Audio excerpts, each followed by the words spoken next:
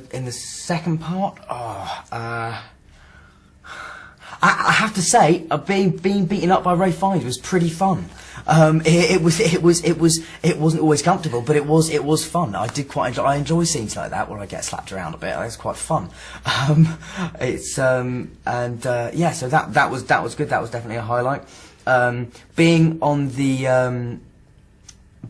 the underground cart, which takes us inside Gringotts, being on that cart with Rupert, a guy called John, Warwick Davis, and Helena Bonham Carter, and then Emma, was great fun, because it was just, we were all soaking wet. It was you know, we were just making jokes, and it was hilarious. It was really, really good. That was a fun day, definitely. Fun few days.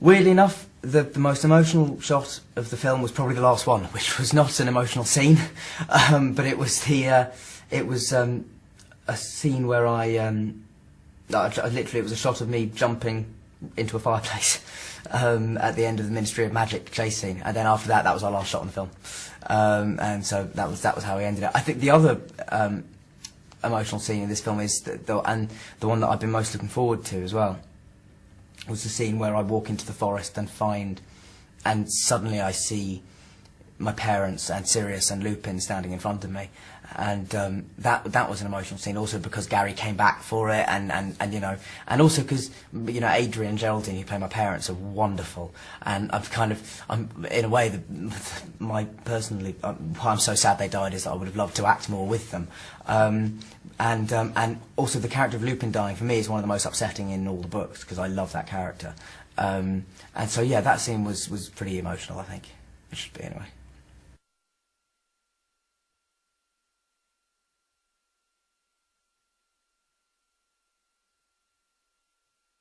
Fight for your life, I suppose, would be one of the main themes. It's a battle to save Hogwarts. It's a battle to survive.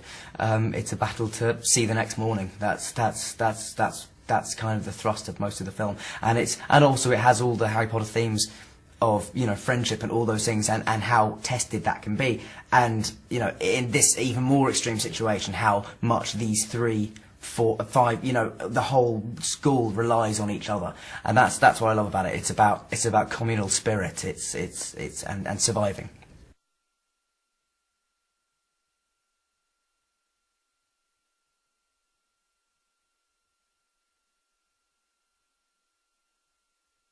I like to think it has in some ways. Certainly for fantasy films, I think we've you know, us and Lord of the Rings. I think you know, we obviously came out around the same time, and they were just, at that stage, sort of designed for a much older audience, you might say. But yeah, I mean, I certainly think we've set a very high standard, because we've had fantastic directors, and we've also shown that we're not afraid of taking it in a direction that wouldn't necessarily be expected. You know, I don't think many people expected either Alfonso Cuarón or David Yates to be names in the hat for any Harry Potter films, but, you know, thanks to our producers who have had the courage to say, you know, this guy could make an amazing Harry Potter movie, it's set us apart slightly from other fantasy films. I think we're really, really interesting. We have fantastic actors, and also, I mean, what sets Harry Potter apart from other entertainment is just the fan base. Ultimately, is so vast and so supportive that.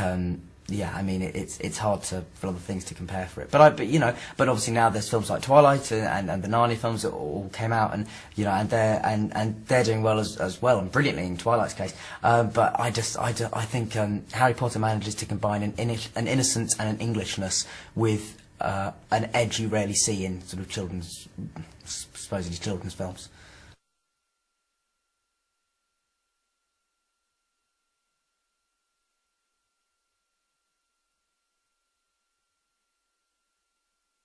It was no, it was quite sad, but it was, I think, more than letting ourselves be soppy and nostalgic about it. I think we just used the pressure we felt, because we knew it was the last one, to spur us on to try and make it the best one we could.